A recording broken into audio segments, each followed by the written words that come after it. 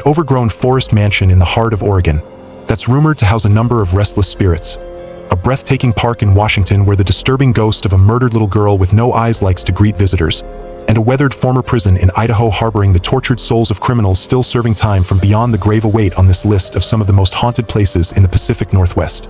Let's dive right in. Music. Hey, guys, thanks for joining me on this journey through some of the most haunted places in the beautifully unique Pacific Northwest. Now, I'm especially excited for this one, as Oregon is my home and comprises a portion of this jaw-dropping region.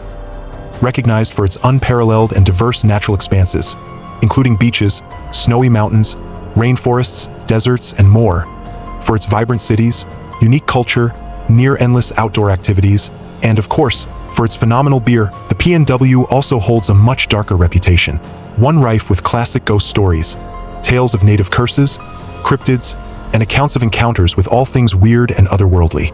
Are you sure you're ready for this one? 1. Pike Place Market, Seattle, Washington. Our first haunt takes us to the Emerald City itself and on a walk through Seattle's Pike Place Market. Pike Place Market, situated in the heart of Seattle, Washington, is an iconic public expanse boasting a number of shops and attractions in what's considered a perpetual farmer's market. Its bounds are wildly popular among both tourists and locals as a place to buy great food, crafted goods, and more, and it also ties itself to a range of chilling ghost stories and tales of supernatural encounters. Historically, this age-old market was first established in 1907 when Seattle Councilman Thomas P. Revelle, considering an 1896 city ordinance that allowed for the designation of local tracts as public markets, created one such designation right off Pike Street and First Avenue. Subsequently, the market's first day of operation would fall on August 17th of the same year under City Council President Charles Hiram Burnett Jr., and its very first building, the main arcade, was established just 3 months later in November. Over its first few years, Pike Place Market would grow rapidly in popularity, and by just 1911, the demand for stalls had grown such that the number of available spaces had more than doubled. Incidentally, due to Seattle's rather wet climate, the need for rain mitigation would rise, and through this same era, a canopy and roofing were added over the west side of the stall lines to create what is now known as Dry Alley. In 1916, Pike Place Market would be expanded into the Economy Market building. Through the 1920s, the north side of the corner market area would earn the title of Sanitary Market and would develop into a social scene.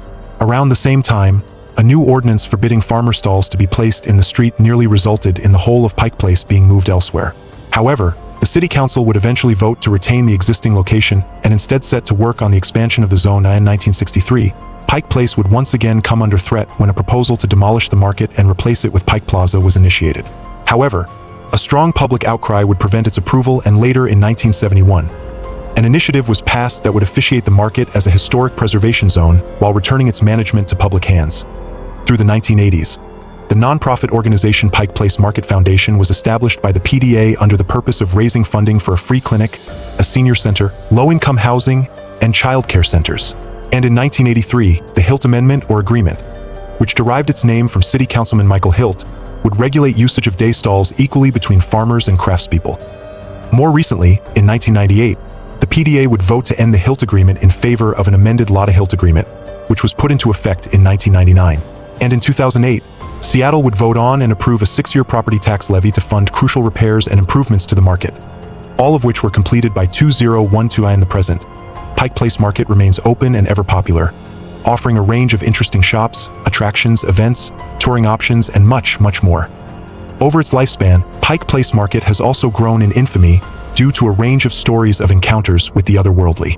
Those who frequent it have reported phantom voices heard emanating from thin air, disembodied footsteps from empty spaces, apparitions in old-fashioned clothing spotted in passing, always vanishing seconds later. One of the market's most famous ghost stories tells the tale of Princess Angeline or Kickasablu, daughter of Chief Seattle of the Duwamish and Suquamish tribes.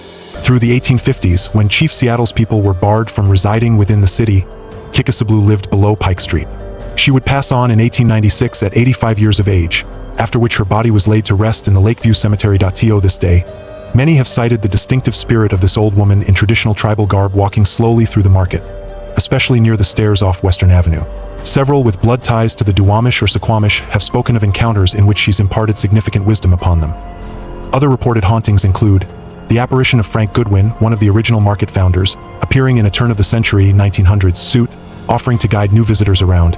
His nephew Arthur Goodwin, encountered swinging a golf club in his old office, now the Goodwin Library. the sickly-looking entity of a young stable boy named Jacob, who died in 1918 to Spanish flu, appearing in the Metzger Maps toy store.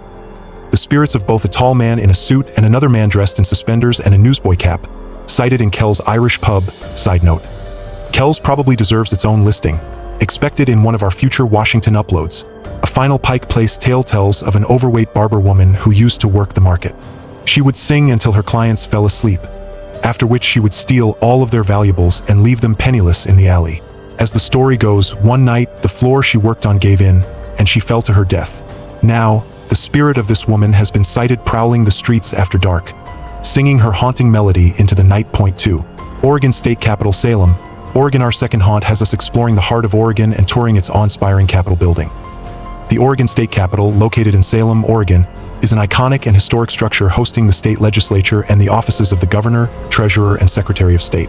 Its aged and sprawling premises have acted as a catalyst for some of Oregon's most prolific ghost stories and tales of strong paranormal activity. Historically, from 1844 to 1845, predating the 1848 creation of the Oregon Territory, the Oregon Country Provisional Government would select Oregon City as its region's capital. In 1850, the capital was moved to Salem for a short time, and in 1855, it was moved again from Salem to Corvallis. However, Oregon Governor George Law Curry and most of the populace would object to this final move, and later the same year, the capital was once again returned to Salem, which would be solidified as a permanent capital city through the state's constitution.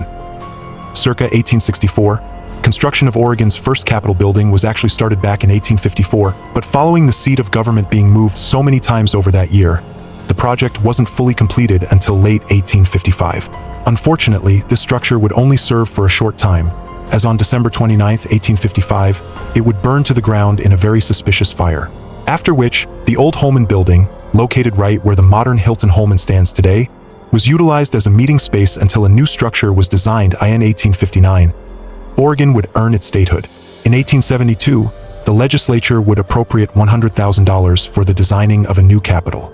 Construction of this new capitol would transpire from 1873 to 1876, and for decades to come, Oregon's second Capitol building would serve the state. Sadly, however, this second capitol would share in its predecessor's fate, and while not considered suspicious this time in 1935, another fire would consume the new structure, destroying countless artifacts, historical documents, and more. Notably, during this blaze, and at only 12 years of age, a young boy by the name of Mark would bravely assist in efforts to stop the fire for hours. 24 years later, in 1959, Oregon would recognize this small hero-turned-passionate politician as Governor Mark Hatfield, who would serve 8 years in office before running a 30-year stint as a U.S. Senator a year following this fire.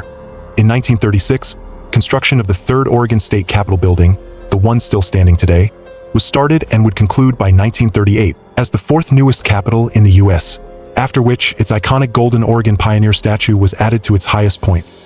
Subsequently, some controversy arose following its construction due to its Capitol dome, which is tall and cylindrical as opposed to other states' dome-shaped designs. However, over the years, the public would eventually grow to love its uniqueness, which strangely symbolized its state as a whole. More recently, in 1977, the site would welcome a $12.5 million expansion, adding 2 new wings, housing legislative offices, hearing rooms, support services, a galleria, and underground parking, which approximately doubled floor space in 2002. The site's wings were completely remodeled with new decorations, wiring, flooring, and lighting added. Also in 2002, the OREG,